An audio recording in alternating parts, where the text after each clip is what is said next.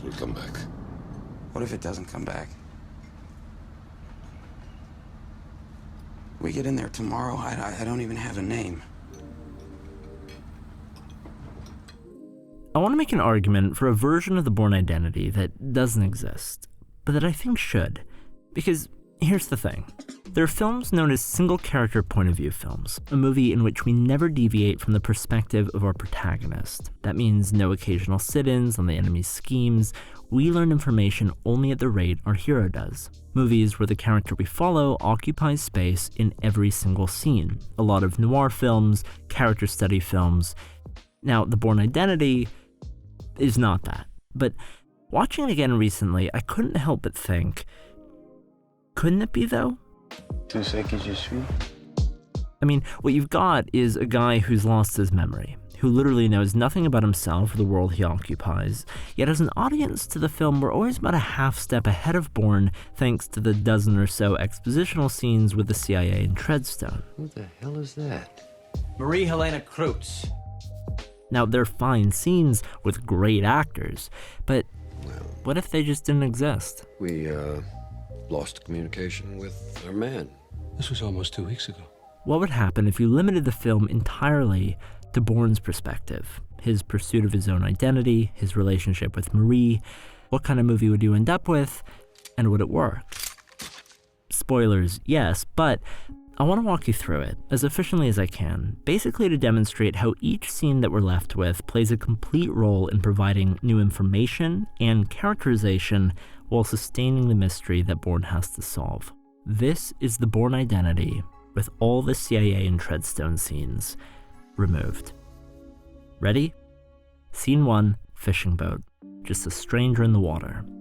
Pulled out by some friendly Italian fishermen who cut open our man's suit to discover 2 bullet holes in his back and a small device inside his hip with information for a Swiss bank account in Zurich. Guy wakes up, freaks out. God damn it, where am I? Clueless and delirious. What's your name? Great way to start a movie. I don't know. Or a book. Oh, God. Scene 2. Montage. 2 weeks out at sea, we learn this guy can apparently speak multiple languages. We establish his physical fitness, that he's got manual skills worthy of a fisherman's praise. What's this? But most importantly, despite all this, that he still can't remember anything of substance. I can read, I can write, I can add, subtract, I can make coffee, I can shuffle cards, I can set up a chessboard. Yes, it will come back. No, it's not coming back, goddammit, that's the point! We know of him only what he knows of himself. His perspective is our perspective. Scenes 3 to 5. Some nice quiet moments. Arriving on land, on a train, reminder of the object that was pulled from his body, arriving in Zurich. Scene 6. Great scene. In the park, in the snow. Watch Matt Damon's micro-expression of still slight surprise when his character instinctively switches to German. I don't have any papers. I lost meine Papiere. Ich habe sie verloren. Most critically, though, it's here where we learn about his subdued physical instincts when under threat.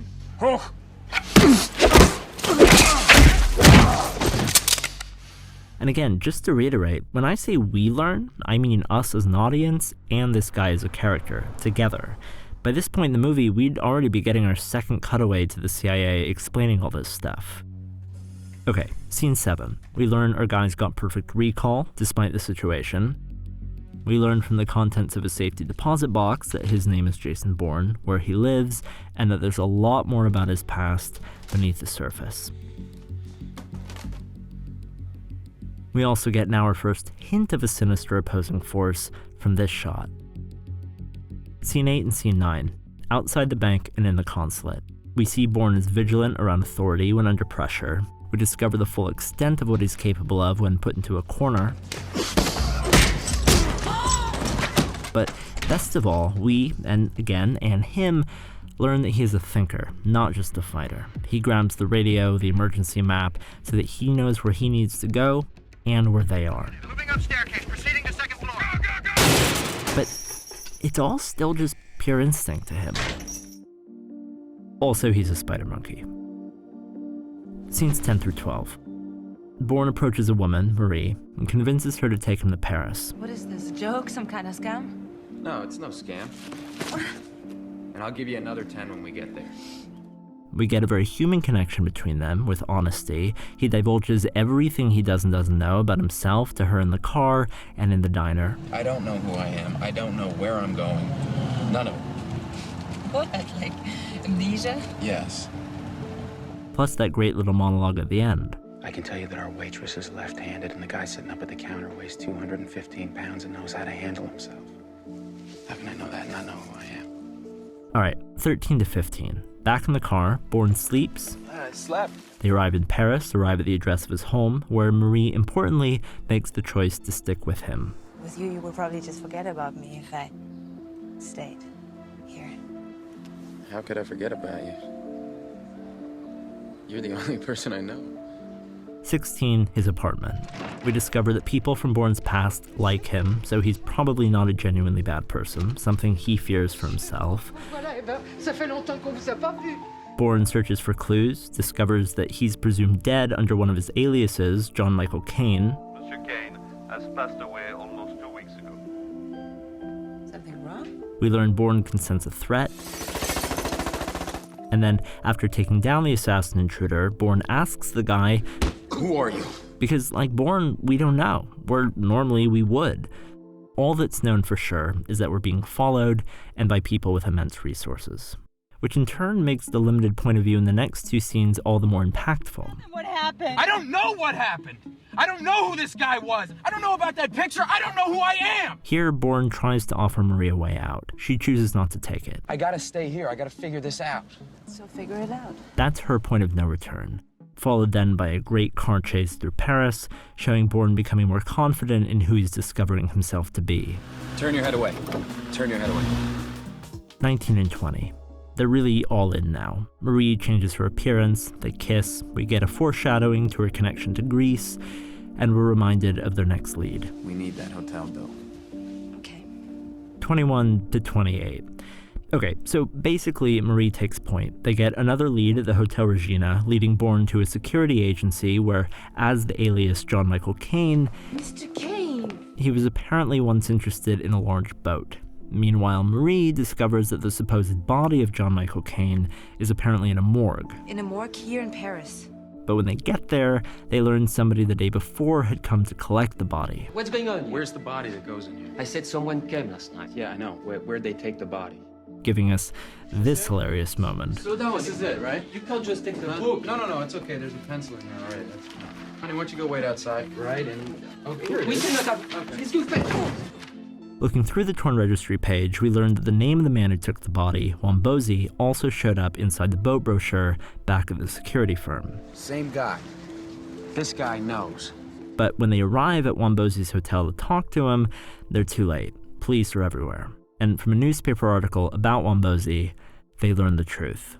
It says that 3 weeks before he was killed, Mr. Wambozi told police that a man came onto his yacht 5 miles off the coast of Marseille and tried to kill him.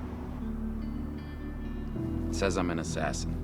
This information is a big deal. In the next two scenes, tensions between the characters are high. They know they're being hunted. Marie is fearful of the man she now knows to be a killer, but under the gun, they decide to head to what they hope is a safe house in the country. 31 and 32. They get there. We witness Bourne having an unspecified concern for the well-being of children, foreshadowing something I won't spoil, and then he and Marie ultimately make peace. 33 to 35. All the characters come under attack. Bourne goes out, confronts Clive Owen's cameo, clearly sent to kill him, and this is where Bourne, and by extension us, learn about Treadstone for the first time. Treadstone, both of us. Bourne and Marie then split up so that she can be safe and he can end things once and for all. Which leads us to scene 36. In the kitchen, looking through the assassin's things, this is where Bourne and we as an audience first make contact. He calls them, we see them for the first time, Who is this? and Bourne takes the upper hand. 5:30 p.m. Paris, today. Pont Neuf. You come alone, you walk to the middle of that Bridge, you take off your jacket, face east. I'll redial this number. Jason, wait.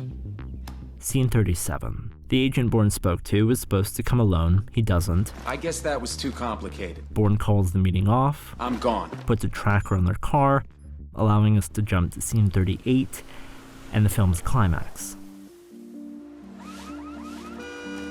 Now, the reason this scene is so great in this cut of the movie is because here the point of view can now flip. Bourne and the agents technically share the scene, but Bourne, he's like a ghost. For once in the film, he has more information on their movements than they do on his. And that's reflected in the perspective shift.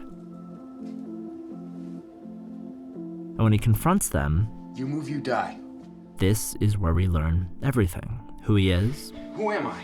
why he was on that boat, why they burned him, why the mission failed, everything I won't divulge in case you haven't seen the movie or it's been a while. No, you do remember. But from here, everything, the last few scenes, they can play out as normal. We get the badass fight scene in the stairwell, a reunion in Greece, and critically or not, we still get all the setup we need for the sequels. Because now, Bourne's knowledge, and our knowledge, and his enemy's knowledge have all converged. And that is the Bourne Identity from Bourne's perspective.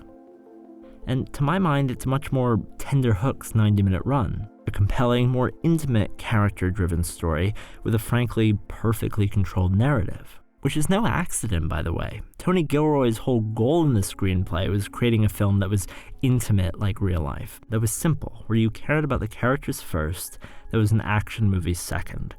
Thread just Bourne and Marie's scenes together, and the fact that on their own they work, they remain coherent, that when you take everything else away, they still stand. I mean, all you're really doing is exposing the core of what makes the Bourne Identity good in the first place. In its bones, it's kind of just a well-written, well-acted, lovers-on-the-run style mystery thriller. The Treadstone scenes really just give it scope, and something of a hand to hold.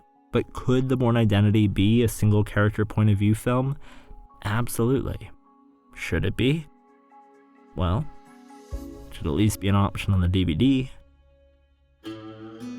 As always, I'm Danny Boyd. Until next time. So many days is yet to come. Too many times has come to